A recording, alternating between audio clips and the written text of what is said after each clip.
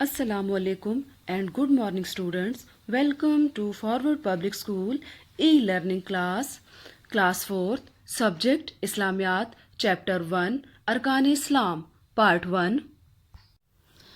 بیٹے سب سے پہلے آپ لوگ اپنی اسلامیات کا پیج نمبر 16 اوپن کریں گے، جس میں ہمارے پاس چیپٹر نمبر 1 ہے ارکان اسلام۔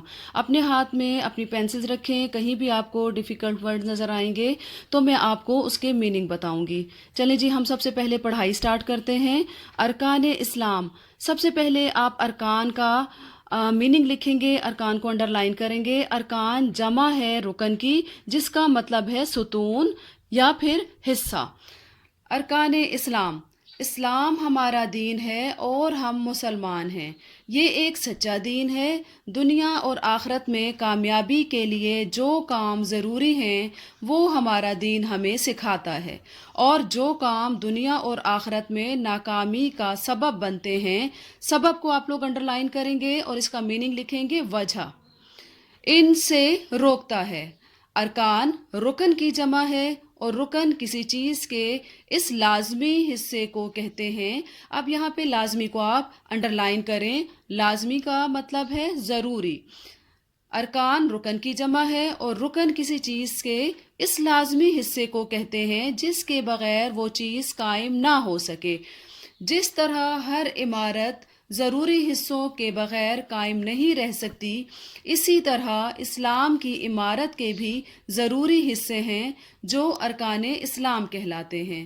اب ارکان اسلام کون کون سے ہیں بیٹے؟ یہاں پر ہمیں بتایا گیا ہے، وہ مندرجہ ذیل ہیں۔ نمبر 1 پہ ہے ہمارے پاس کلمہ شہادت، نمبر 2 پہ ہے ہمارے پاس نماز، نمبر 3 روزہ، نمبر 4 زکوٰۃ، نمبر 5 حج۔ یہاں پہ بیٹے آپ کو ارکان اسلام کے بارے میں بتایا جا رہا ہے کہ ارکان رکن کی جمع ہے۔ آپ سب کو پتہ ہے کہ الحمدللہ ہم تمام مسلمان لوگ ہیں، ہم مسلمان ہیں اور ہمارا دین اسلام ہے۔ یہ ایک سچا اور مکمل دین ہے۔ جیسا کہ آپ کو اوپر بتایا گیا ہے کہ ارکان جمع ہے رکن کی، اور رکن کسی بھی چیز کے لازمی حصے کو کہتے ہیں جس کے بغیر وہ قائم نہیں رہ سکتی۔ اس کی مثال ہم ایسے بھی لے سکتے ہیں کہ بیٹے آپ نے دیکھا ہوگا کہ اگر کوئی بھی عمارت بنتی ہے یا پھر کوئی بھی گھر بنایا جاتا ہے، جب تک اس کے دیواریں یا پھر اس کے پلر ستون قائم نہ کیے جائیں وہ عمارت بن ہی نہیں سکتی۔ اسی طرح اسلام کی عمارت کو بھی کمپلیٹ کرنے کے لیے جب تک ان 5 ستونوں پر ہم قائم نہ رہیں، ہم ان 5 ارکان پر عمل نہ کریں، ہمارا دین کمپلیٹ نہیں ہوتا۔ اور وہ ہمارے پاس ارکان میں نے آپ کو بتائے، کلمہ شہادت، نماز، روزہ، حج، زکوٰۃ، یہ ساری وہ چیزیں ہیں جن کے بغیر ہمارا دین مکمل نہیں ہو سکتا۔ بیٹے آپ لوگ اپنے پیج نمبر 17 پہ آ جائیں، جہاں پہ ہمارے پاس پہلا رکن ہے شہادت۔ اس کا معنی ہے گواہی دینا۔ توحید و رسالت کے زبانی اقرار کو شہادت کہتے ہیں۔ توحید کو انڈر لائن کریں جس کا مطلب ہے اللہ کو ایک ماننا۔ رسالت کو انڈر لائن کریں جس کا مطلب ہے پیغام پہنچانا۔ توحید کی گواہی دینے کا مطلب یہ ہے کہ سچے دل سے اللہ تعالیٰ کو ایک اور یکتا مان کر یہ سمجھا اور مانا جائے۔ یکتا، ایک، یکتا کا مطلب ہے ایک، اور زبان سے اس حقیقت کا اقرار بھی کیا جائے کہ صرف اللہ تعالیٰ ہی عبادت کے لائق ہے، وہی حقیقی مالک، خالق کو انڈر لائن کریں، بنانے والا، اور رازق کو انڈر لائن کریں، رزق دینے والا۔ خالق اور مالک ہے، اسی نے پوری کائنات پیدا فرمائی ہے اور وہی ساری دنیا کا نظام اکیلا چلا رہا ہے، اور اس کام میں کسی کا محتاج نہیں بلکہ ساری دنیا اس کی محتاج ہے۔ محتاج کو انڈر لائن کریں جس کا مطلب ہے ضرورت مند۔ اب ہمارے پاس ہے رسالت کو آپ انڈر لائن کریں۔ میں نے آپ کو پہلے بھی بتایا کہ آپ نے رسالت کو انڈر لائن کیا تھا، ایک دفعہ پھر ہم یہاں پر رسالت کو انڈر لائن کریں گے جس کا مطلب ہے پیغام پہنچانا۔ رسالت کی گواہی دینے کا مطلب یہ ہے کہ حضرت محمد صلی اللہ علیہ وآلہ وسلم کو اللہ تعالیٰ کا بندہ اور اس کا آخری نبی مانا جائے، اور یہ کہ آپ صلی اللہ علیہ وآلہ وسلم کے بعد قیامت تک کوئی نبی یا رسول نہیں آئے گا۔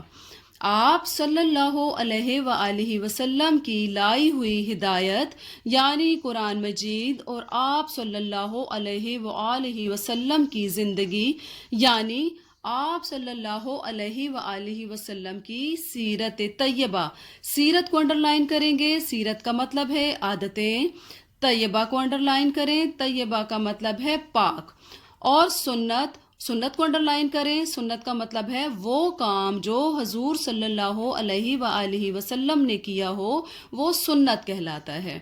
سیرت طیبہ اور سنت ساری دنیا کے انسانوں کی رہنمائی کے لیے قیامت تک کافی ہیں۔ یہاں پہ آپ نے رہنمائی کو انڈرلائن کرنا ہے، رہنمائی کا مطلب ہے راستہ دکھانے والا۔ اب ہمارے پاس بیٹے آتا ہے نماز کے بارے میں۔ نماز دن رات میں 5 بار نماز قائم کرنا۔ ہمارے پاس اگلا رکن ہے روزہ، رمضان المبارک کے پورے مہینے کے روزے رکھنا۔ حج ہے، زکوٰۃ ہے، زکوٰۃ کے بارے میں آپ کو بتایا گیا ہے ہر مالدار مسلمان کا سال میں ایک بار اپنے حلال مال کی زکوٰۃ ادا کرنا۔ حج کے بارے میں بتایا گیا ہے ہر زندگی میں ایک مرتبہ بیت اللہ کا حج کرنا۔ اسلام کے یہ 5 ارکان، ارکان کو انڈرلائن کریں۔ ارکان کا مطلب ہے حصہ یا ستون، نہایت اہم ہیں، اہم کو انڈرلائن کریں، ضروری۔ حضرت محمد صلی اللہ علیہ وآلہ وسلم نے فرمایا اسلام کی بنیاد آغاز، اسلام کی بنیاد 5 ارکان پر رکھی گئی ہے، اس لیے ان میں سے کسی بھی ایک رکن کے بغیر یہ عمارت قائم نہیں رہ سکتی، اور ان میں سے کسی ایک کے بغیر کوئی بھی شخص مسلمان نہیں ہو سکتا۔ لہٰذا ہمیں چاہیے کہ ہم اللہ تعالیٰ کا شکر ادا کریں کہ ہم مسلمان ہیں۔ مسلمان ہونے کی حیثیت سے ہمارا یہ فرض ہے کہ ہم ارکان اسلام کی مکمل پابندی کریں تاکہ دنیا اور آخرت میں کامیاب ہو سکیں۔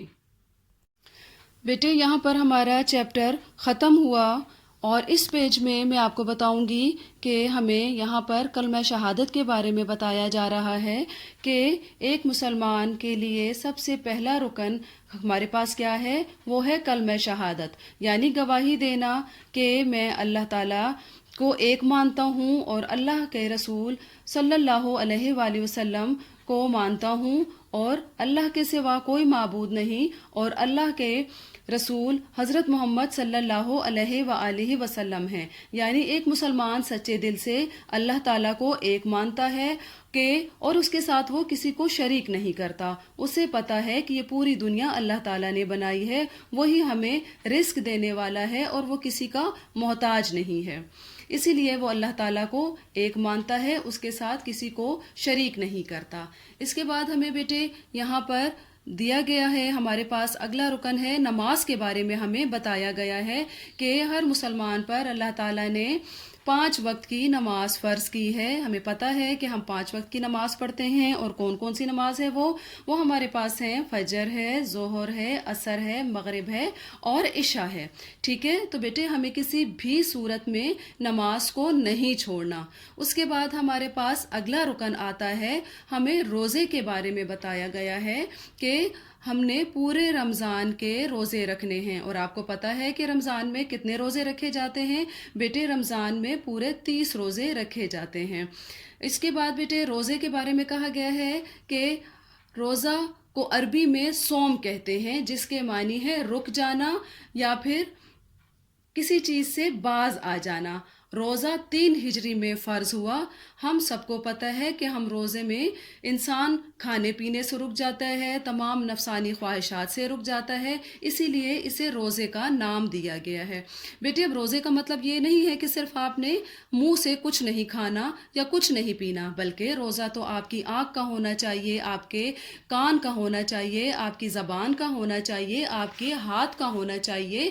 ہاتھ کا کیسے ہونا چاہیے؟ یعنی آپ نے ہاتھ سے کوئی بھی غلط کام نہیں کرنا، کسی کو ہاتھ سے اپنے نقصان نہیں دینا۔ آنکھ سے کیسے آپ کا روزہ ہوگا؟ آنکھ سے روزہ آپ کا ایسے ہوگا کہ آپ نے آنکھ سے کوئی بری چیز نہیں دیکھنی۔ آپ کا منہ سے روزہ کیسے ہوگا؟ آپ نے منہ سے نہ کچھ کھانا ہے نہ کچھ پینا ہے، اس کے علاوہ آپ نے کسی کو گالی بھی نہیں دینی، آپ نے روزے میں جھوٹ بھی نہیں بولنا۔ یہ ساری چیزیں ہمارے روزے میں کاؤنٹ ہوتی ہیں۔ اس کے بعد بیٹے ہمیں یہاں پر زکوٰۃ کے بارے میں بتایا گیا ہے کہ زکوٰۃ کسے کہتے ہیں۔ زکوٰۃ کے لفظی معنی ہے پاک ہو جانا۔ شریعت میں اس سے مراد ہر صاحب نصاب کا اپنے مال سے 2.5% حصہ نکالنا، مال کا نکالنا، وہ زکوٰۃ کہلاتا ہے۔ اب بیٹے صاحب نصاب کیا ہوتا ہے؟ صاحب نصاب وہ انسان ہوتا ہے جو جس کے پاس یا تو 7.5 تولہ سونا یا 52.5 تولے چاندی یا پھر اس کے ہی برابر کا مال موجود ہو اور جس پر 1 سال کا عرصہ بھی گزر چکا ہو، ٹھیک ہے، وہ انسان زکوٰۃ دے گا۔ زکوٰۃ 8 ہجری میں فرض ہوئی۔ ہم زکوٰۃ بیٹے کیوں دیتے ہیں؟ ہم زکوٰۃ اس لیے دیتے ہیں کہ ہمارے معاشرے میں جتنے بھی غریب لوگ ہیں ہم ان کی مدد کر سکیں۔ جن لوگوں کے پاس اتنا مال و دولت ہے، اتنا سونا ہے، اتنا چاندی ہے، تو ان پر سال میں 1 مرتبہ زکوٰۃ دینا فرض ہے کہ ہر غریب انسان کی مدد کی جائے۔ اس کے بعد بیٹے ہمارے پاس یہاں پر حج کے متعلق آتا ہے، زندگی میں 1 مرتبہ بیت اللہ کا حج کرنا۔ تو بیٹے ہمارے جو ہے وہ ارکان اسلام میں آخری رکن ہمیں حج کا بتایا گیا ہے کہ حج ادا کرنا یعنی جس کے لفظی معنی ہے قصد کرنا، ٹھیک ہے، یا پھر ارادہ کر لینا۔ حج سال میں 1 مرتبہ ہر صاحب استطاعت شخص پر فرض ہے۔ اب بیٹے صاحب استطاعت کیا ہوتا ہے؟ یعنی صاحب استطاعت وہ شخص ہے جو اپنے پاس اتنا مال و دولت رکھتا ہو جو آسانی سے حج کر سکے، ٹھیک ہے۔ تو بیٹے یہ میں نے آپ کو اسلام کے 5 ارکان کے متعلق بتایا، اور یہ وہ تمام ارکان ہیں جس کے بغیر اسلام کی عمارت کمپلیٹ نہیں ہو سکتی۔ یعنی اگر آپ نے جو ہے وہ ان تمام ارکان اسلام کی پابندی کرنی ہے تو آپ کو اس دنیا اور آخرت میں کامیابی اور فلاح حاصل ہوگی۔ اسی لیے ہمیں بیٹے اللہ تعالیٰ کا شکر ادا کرنا چاہیے کہ ہم مسلمان ہیں اور ہم ان تمام ارکان کی پابندی کر کے دنیا اور آخرت میں کامیاب ہو سکتے ہیں۔ This is the end of part 1, reading, meaning and explanation, and we will do written work in our next class. Thank you and Allah Hafiz. Stay home, stay safe.